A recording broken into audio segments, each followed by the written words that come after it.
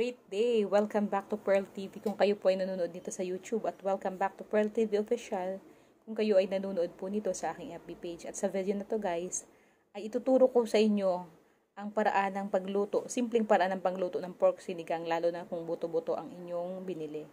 Ayan. Ang buto-buto na yan ay nabili ko lamang sa halagang 100 guys. Ayun. Guys, bago nyo lutuin ang mga meat, kailangan hugasan nyo ng maigi. Kasi 'di ba na-expose sila doon sa labas pag tinitinda sila. Lalo kung bumili tayo doon sa mga tindahan na kagaya na binibilhan ko, nakalatag doon sa mesa, sa talipapa, nakaano siya. So, kailangan wash natin maigi.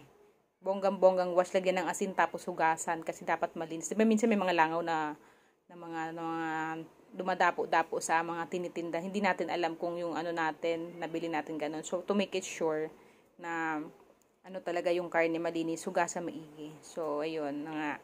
Palambutin ng maigi yung pork, buto-buto. Tapos, kapag malambot na at kumukulo ng bonggang-bongga, ilagay na po natin ng mga gulay like okra, sigarilyas. Ayan, dinalagay ko na po dyan ang sigarilyas. Tapos, bumili din ako ng talong para, ayan, maluto natin ng masarap talaga at masustansya. Sarap kumain pag maraming gulay, di ba guys? Ayan. Ilagay na yung mga kamatis, sibuyas. Yan. Sabay-sabay na guys. Tapos takpan nyo guys kapag nalagay nyo na lahat. Mix all together. Okay, haluin nyo yung gulay. Para yung sinigang. Nor cubes ang gamit ko. Ang gamit ko pala guys, nor sinigang na may gabi. Okay, so yun. Try nyo yung guys. Pag haluin nyo na po. Ang sikreto lamang naman guys sa pagluluto ng mga buto-buto, mga meat para maging super tender.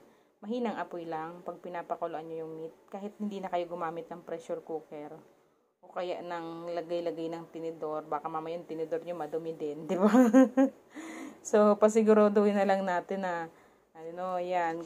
Gawin natin sobrang hina lang ng apoy pag niluluto. Hindi yung nagra-rush tayo sa pagluluto. Sobrang hina lang ng apoy. Tapos, pag malambot na siya, timplahan na, lagay na ng nor seasoning, sinigang mix with gabi or meron ding hipon ng iba, diba? So, ayan, kapag okay na siya, ilagay nyo na lahat ng gulay.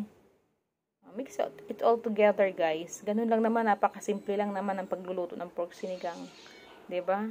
Walang kahirap-hirap, pakulo lang. Ayan, mamaya, kain na. Hugasan din maigi pala, guys, yung mga gulay.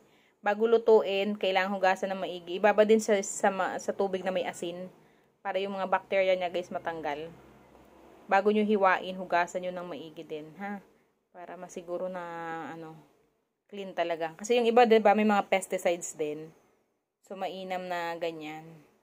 Nahugasan maigi. Para at least pagkain mo, masaya ka na. Sure ka na nalinisan mo talaga yun. Diba? Ayan. More kamatis, mas masarap din. Kasi nagtitipid ako.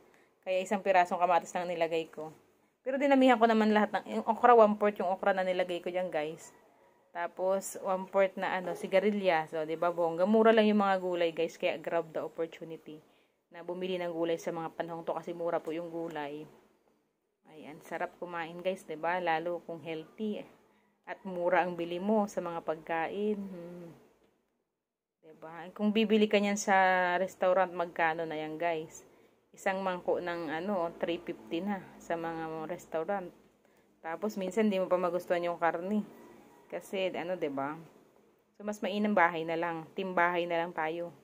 Bahay na lang magluto para yun sobrang init tapos hanggang gabi pa may sabaw kapag natira, 'di ba? Tipid na tipid. Ayan guys, sa video na yan nilalagay ko na guys yung papaulam ko kay Smart Kid. Kasi yung isang mangko guys ibigay ko yan sa kanya. Para siya na yung maghigop ng sabaw diyan, 'di ba? Sa kanya na yung mangko na yan. Ayan. Nilagyan ko ng gulay kasi yung bata ko, bulilit ko, iniinganyo ko na kumain talaga lagi ng gulay. So, kumakain naman siya ng gulay. Pag sinasabihan ko talaga. At sinusubukan ko na lang minsan pag tinatamad kumain. Subukan natin ng gulay guys yung mga kids para makakain sila ng vegetables. Okay, so I hope you would love to give a like, comment, subscribe, and ring the bell button in order for you to get notified whenever I post a new video. Bye and God bless. Love you all.